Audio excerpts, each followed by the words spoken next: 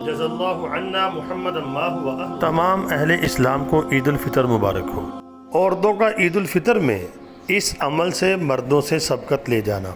हज़रत अबू सईद खुदरी रज़ी अल्लाह ताला अन्हु से रिवायत है कि रसूलुल्लाह सल्लल्लाहु अलैहि व आलिहि वसल्लम ईद के दिन निकलते तो 2 रकतें पढ़ते और फिर खुतबा देते और सदका करने का हुक्म देते।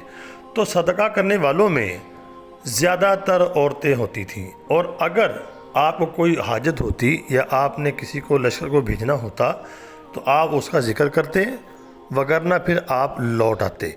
इस हदीस से कई बातें मालूम हो रही हैं। पहले नंबर पे ईद के मौका पर अगर इमाम जो है लोगों को तरगीब दे खैरात की या सदक़ात की तो इसमें कोई हर्ज नहीं है।